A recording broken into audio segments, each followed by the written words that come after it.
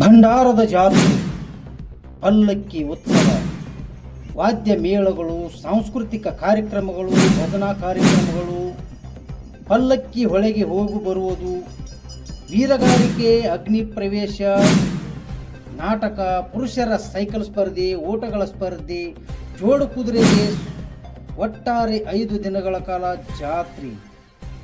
ಹೀಗೆ ಹಲವಾರು ಸಾಂಸ್ಕೃತಿಕ ಕಾರ್ಯಕ್ರಮಗಳು, ಆಟದ ಸ್ಪರ್ಧೆಗಳು.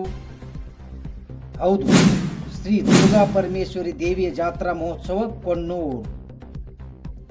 ಇಂದು ದಿನಾಂಕ 8/4/2026 CRO Karnataka state president doctor Raju Gasti ಅವರು ಶ್ರೀ ದುರ್ಗಾ ಪರಮೇಶ್ವರಿ ದೇವಿಯ ಜಾತ್ರಾ ಮಹೋತ್ಸವಕ್ಕೆ ಆಗಮಿಸಿ 1 ದಿನದ ಅನ್ನ ಪ್ರಸಾದ ಖರ್ಚು ಭಕ್ತಿಯಿಂದ ಸಮರ್ಪಿಸಿದರು.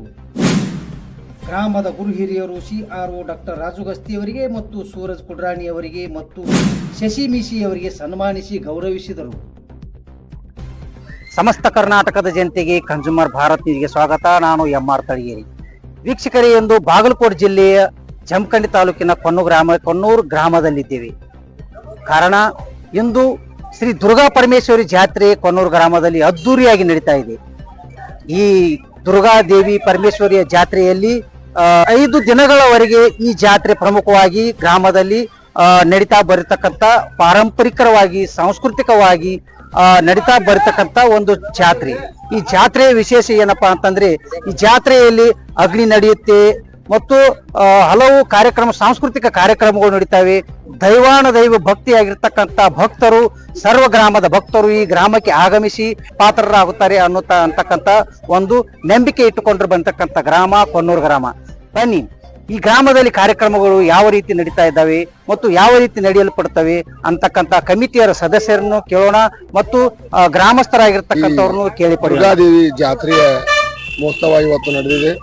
ಅದೇ ರೀತಿಯಾಗಿ ನಮ್ಮ ಹಿರಿಯರು 30 ವರ್ಷದಿಂದ ನಮಗೆ ಅವರು ಇದನ್ನ ಮುಂದುವರಿಸಿ ಹೋಗಲಿ ಅಂತ ನಮ್ಮ ಕೈಯಲ್ಲಿ ಕೊಟ್ಟಿದ್ದಾರೆ. ಅದೇ ರೀತಿಯಾಗಿ ನಾವು ಪ್ರತಿ ವರ್ಷದಂತೆ ಈ ವರ್ಷನೂ ನಾವು ಆ ದುರ್ಗಾದೇವಿ ಜಾತ್ರೆಯನ್ನ ಹಮ್ಮಿಕೊಂಡಿದ್ದೀವಿ. ಈ ಸಲದಂತೆ ಈ ಸಲವು ನಮ್ಮ ಕೊಣ್ಣೂರು ದುರ್ಗಾದೇವಿ ಜಾತ್ರೆಯನ್ನು ಸೋಮವಾರ ಹಿಡ್ಕೊಂಡು ಶುಕ್ರವಾರದವರೆಗೆ ನಾವು 5 ದಿವಸ ಜಾತ್ರೆಯನ್ನು ಹಮ್ಮಿಕೊಂಡಿದ್ದು, ನಮ್ಮ ಹಿರಿಯರು ಮತ್ತು ನಮ್ಮ ಮುಖಂಡರು, ನಮ್ಮ ಆಜು ಬಾಜು ಹಳ್ಳಿ ಜನ ಭಕ್ತಾದಿಗಳು ಬಂದು ನಮಗೆಲ್ಲ ಅನ್ನ ಪ್ರಸಾದವನ್ನು ಮಾಡಿ ಎಲ್ಲರಿಗೆ ನಾವು ಧನ್ಯವಾದಗಳನ್ನು ಹೇಳಿ ನಮಸ್ಕರಿಸ್ತೀವಿ.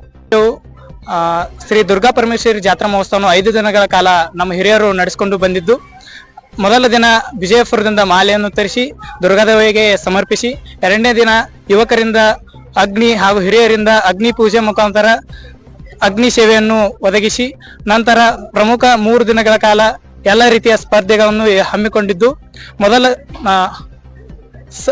ಸೈಕಲ್ ಸ್ಪರ್ಧೆ, ಓಟದ ಸ್ಪರ್ಧೆ, ಅದೇ ರೀತಿಯಾಗಿ ಕುದುರೆ ಸ್ಪರ್ಧೆಗಳನ್ನು ಹಮ್ಮಿಕೊಂಡಿದ್ದು, ರಾತ್ರಿ ಸಮಯದಲ್ಲಿ ಮೊದಲ ದಿನ ಭಜನಾ ಪದಗಳು, 2ನೇ ದಿನ ಶ್ರೀ ರೇಣುಕಾ ಯಲ್ಲಮ್ಮ ದೇವಿಯ ವಿಜಯಪುರ ರೇಣುಕಾ ಯಲ್ಲಮ್ಮ ದೇವಿಯ ನಾಟ್ಯ ಸಂಘದ ವತಿಯಿಂದ ಬಯಲಾಟ ಇರುತ್ತದೆ.